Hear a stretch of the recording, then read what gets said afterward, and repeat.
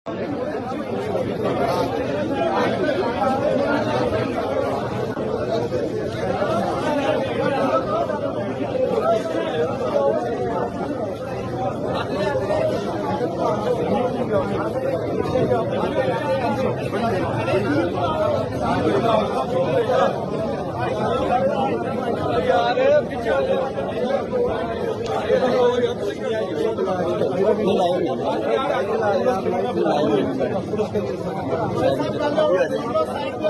वो देखो क्या करते हैं। अगर उनको मौका दिया, पहले उनको मौका दिया, आप पीछे हट के खड़े हो जाए आराम से खामोशी से। क्या नहीं करते आप लोगों ने।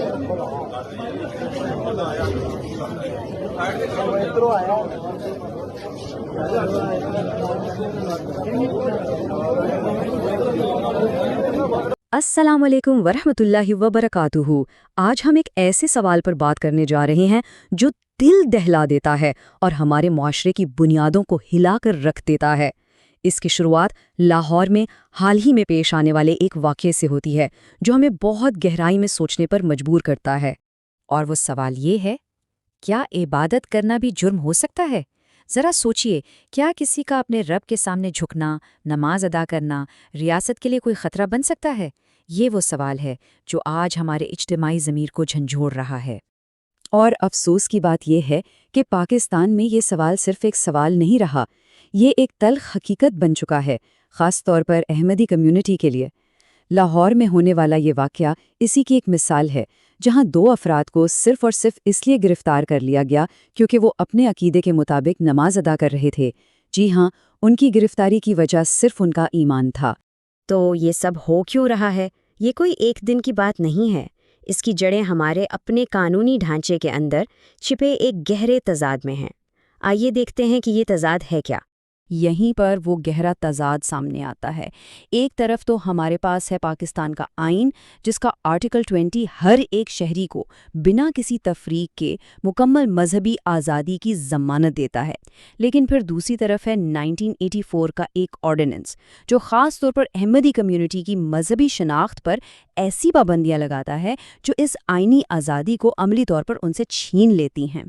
ज़रा सोचिए, ये ऑर्डिनेंस अहमदियों को कानूनन रोकता है कि वो खुद को मुसलमान कहें, अपनी इबादत की जगह को मस्जिद का नाम दें, अजान दें या कोई भी इस्लामी कलमा या शियार इस्तेमाल करें। मतलब ये कि उनके अपने ईमान को ही जुर्म बना दिया गया है। तो यहाँ आकर एक बहुत बुनियादी सवाल खड़ा होता है, क्या ईमान जैसा ज़ाती मामला, इसका फैसला अदालतों और थानों में होना चाहिए या इसका ताल्लुक सीधा इंसान के दिल और उसके रब से है? चलें अब कानून की किताबों से निकलकर ज़मीन पर देखते हैं कि हकीकत में होता क्या है, ये इम्तियाजी सुलूक काम कैसे करता है। इसका एक पूरा पैटर्न है, एक तरीका कार बन चुका है। अहमदी अपनी इबादत गाहों में खामोशी से इबादत के लिए जमा होते हैं। बाहर कुछ लोग इश्तियाल अंगेज़ तकरीरें करते हैं, नफ़रत फैलाते हैं, एक हुजूम इकट्ठा होता है और फिर इस हुजूम के दबाव में आकर पुलिस अमन ख़राब करने वालों को पकड़ने के बजाय उन लोगों को हिरासत में ले लेती है जो अंदर इबादत कर रहे होते हैं। और नतीजा एक ऐसी तल्ख़ हकीकत है जिस पर यकीन करना मुश्किल है कि जो लोग अमन से सजदा कर रहे थे उन्हें मुजरिम बना दिया गया, और जो लोग खुलेआम नफ़रत फैला रहे थे वो मजहबी गैरत के चैंपियन बन गए। ये कैसा इंसाफ है? अब ज़रा इस सारी सूरत हाल को इस्लाम की असल रूह और इंसानी हुकूक के आलमी उसूलों की कसौटी पर परखते हैं। कुरान का फैसला तो बिल्कुल वाज़ेह है, ला इकराह फिद्दीन, दीन में कोई जबर नहीं है, ये इस्लाम का बुनियादी सुतून है। तो फिर सवाल ये उठता है कि जब हमारा दीन खुद किसी पर ज़बरदस्ती की इजाज़त नहीं देता तो हम कौन होते हैं किसी को उसके अक़ीदे की वजह से सज़ा देने वाले? इस्लामी तारीख़ में ऐसी कोई मिसाल नहीं मिलती जहाँ पुरअमन इबादत करने वालों को कैद किया गया हो।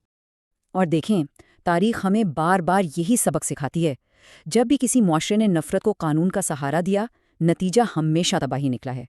आप जनूबी अफ्रीका में नस्ली इम्तियाज़ को देख लें, यूरोप की खूनी मजहबी जंगों को याद करें या अपने ही बड़े सग़ीर के फ़िरका वाराना फसादात को। ये सब चीख कर हमें बता रहे हैं कि ये रास्ता सिर्फ तबाही की तरफ जाता है। तो आखिर में बात सिर्फ कानून की नहीं रहती, ये एक सवाल है हमारे इज्तिमाई ज़मीर के लिए, एक चैलेंज है जिसका सामना हम सबको करना है। रियासत का काम क्या है? क्या उसका काम ये है کہ وہ شہریوں کے عقیدوں پر لیبل لگائے کہ کون صحیح ہے اور کون غلط؟ نہیں، ریاست کا صرف ایک فرض ہے، قانون کی حکمرانی کو یقینی بنانا اور اپنے تمام شہریوں کے بنیادی حقوق کا تحفظ کرنا، بلا تفریق رنگ، نسل یا عقیدہ۔ کیونکہ ایک بات ہمیشہ یاد رکھنی چاہیے، عبادت کبھی جرم نہیں ہو سکتی اور ایمان کو ہتھکڑی نہیں لگائی جا سکتی۔ اور جاتے جاتے ہم یہ سوال آپ سب کے لیے چھوڑے جا رہے ہیں، اگر آج ہم نے اس ناانصافی کے خلاف آواز نہ اٹھائی، اگر ہم خاموش تماشائی بنے رہے، تو کل جب تاریخ ہم سے پوچھے گی تو کیا ہمارے پاس کوئی جواب ہوگا؟ اگر آج کی یہ گفتگو آپ کو اہم لگی تو کامنٹس میں اپنی رائے کا اظہار ضرور کیجیے گا۔ ہمارے چینل کو سبسکرائب کریں اور اس پیغام کو آگے بڑھانے کے لیے اس ویڈیو کو شیئر بھی کریں۔